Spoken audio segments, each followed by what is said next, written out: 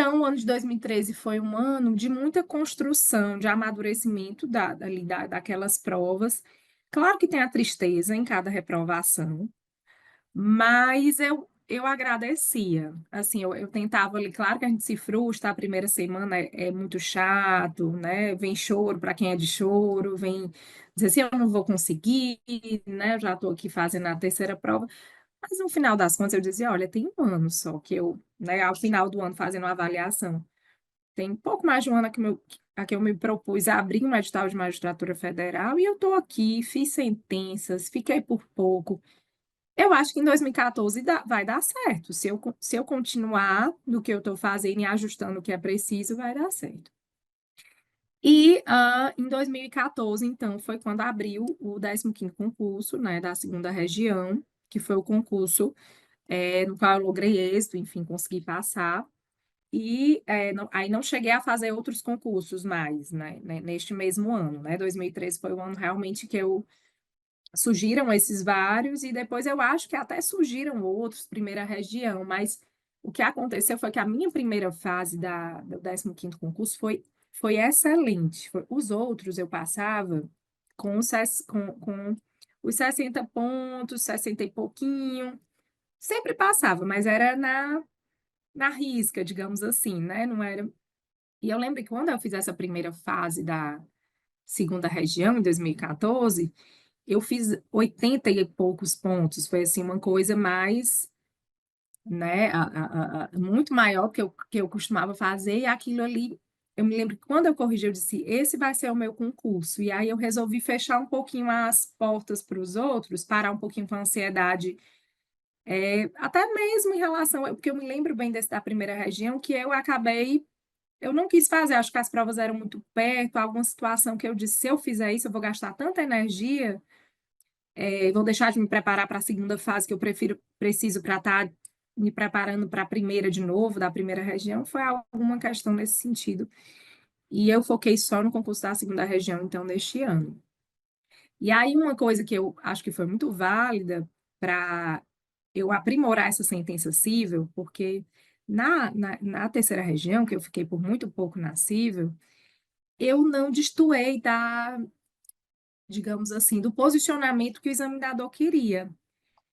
Mas eu acho que a minha sentença ficou muito rasa. E eu dizia, meu Deus, como é que eu posso escrever melhor? Né? Como eu disse, eu não era assessora, eu não trabalhava como analista e eu não tinha tanto substrato. Aí o que foi que eu fiz? Eu pedi, quando eu fui fazer a sentença da segunda região, havia colegas que tinham passado no 14º, né? Que hoje são da quinta, Sofia, vários que haviam passado. E eles davam o espelho da prova, né? E eu disse, vocês têm o espelho da prova de vocês, né? Eu queria ver o que é que vocês escreveram, diferente do que eu escrevi, ou a mais, para saber o que é que está faltando. E foi tão legal ter acesso à prova desses colegas, e eu menciono aqui porque se ainda houver essa possibilidade, né, para quem está estudando, para quem está fazendo, eu não sei exatamente como essa disponibilização das provas por cada TRF, mas fez muita diferença ver a prova do aprovado. O que é que ele colocou na sentença cível dele? O que é que pode ter chamado a atenção para o examinador subir a nota dele, né? Dar um décimo a mais. E aí eu percebi que realmente a profundidade deles era bem maior do que a minha. Eu achava, no meu ímpeto de terminar a prova, de responder correto, que eu colocando o caminho, o direcionamento e o examinador vendo que eu sabia, né, o direito, o que é que eu estava fazendo, era o suficiente. E não, eu precisava fundamentar bem, que é o que a gente tem que fazer na prática. Eu É, precisava mostrar profundidade. Me faltava, e com a prova dos aprovados, eu pude me nortear, e eu comecei a estudar para a sentença com essa noção de que eu tenho que ter esse aprofundamento da matéria e mostrar que eu sei isso. Então, eu lembro que eu vi em provas de candidatos e eu fiquei boquiaberta. Eu disse, mas como é que eles memorizam e colocam isso? Até o nome de um ministro, né, que tinha realizado o julgamento, às vezes quando é um julgamento muito emblemático. No primeiro momento, eu disse, meu Deus, a fulana citou que foi julgado do fulano de tal, do ministro tal, como é que ela decorou? E depois eu fui me dar conta de que de tanto ler alguns julgados eu também já sabia, mas não me passava na cabeça que eu deveria colocar, né? Até por medo, você tem medo de errar, mas enfim, alguns você. Eu tinha certeza, eu disse, me passou na cabeça botar aqui esse entendimento, já foi consolidado, né, em tal período pelo STJ. E tanto isso me ajudou muito que na prova, né, que eu passei ali da segunda região, eu me lembro que eu fiz exatamente isso. Quando me veio a temática, acho que envolvia até dano moral coletivo, e tinha um julgamento na época bem emblemático da ministra Eliana Calmon. Eu sabia daquilo. Se eu não tivesse visto a prova do aprovado, eu não teria colocado. E eu disse, conforme julgado, falei o nome da ministra para mostrar que eu estava estudando aquilo, que não bastava dizer que era possível dano moral coletivo e fazer a sentença. Então, eu tive que ser mais profunda, né? E aí, nesse ponto, a falta da atividade dentro da Justiça Federal, que poderia ter me ajudado no começo, eu tive que aprender na Cobrou o prática ali preço, da né? preparação. Exatamente. É. E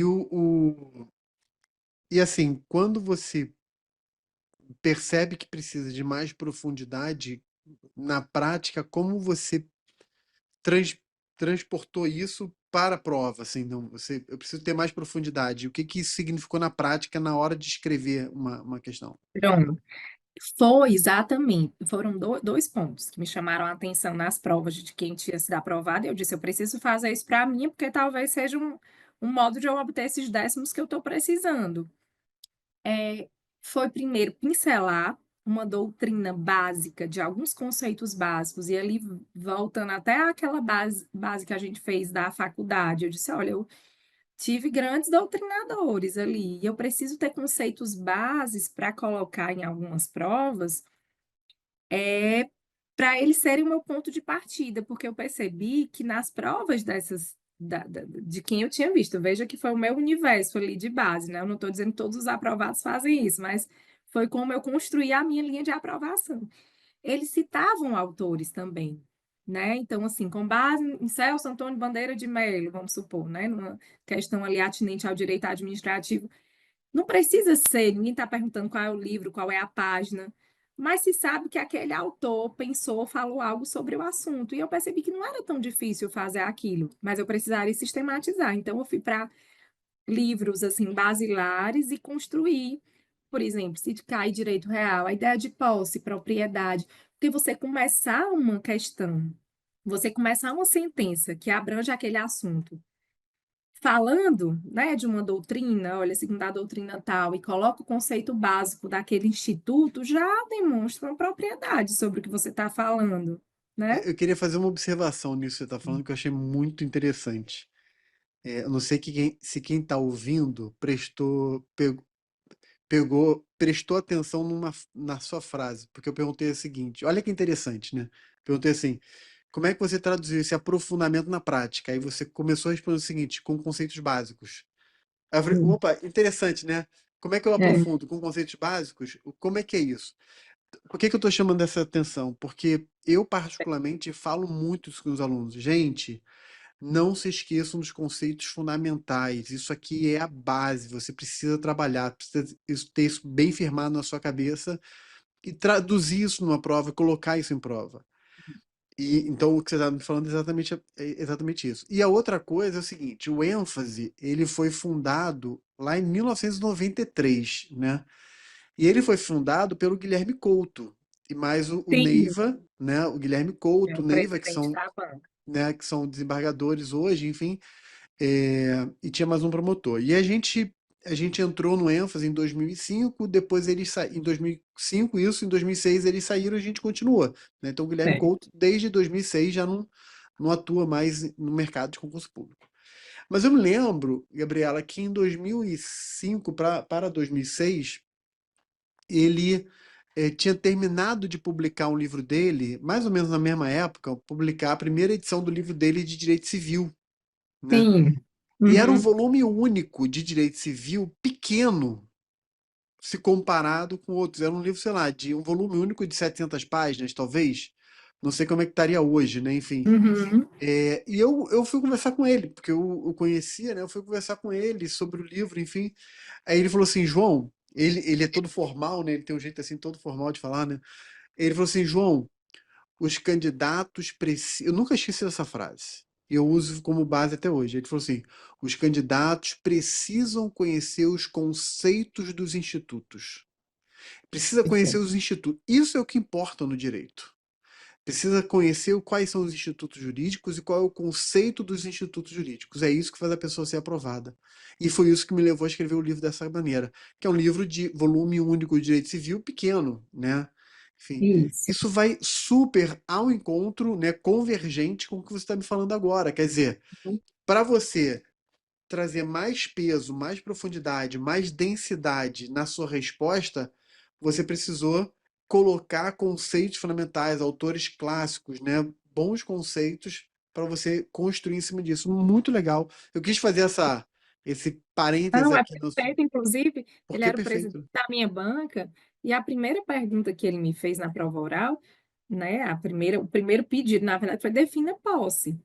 Me Olha explique o só. instituto da posse. Então, você vai, por isso que eu digo, a profundidade, às vezes, está em voltar para o conceito basilar. Porque, Perfeito, perfeito. porque depois a gente percebe o quão profundo é.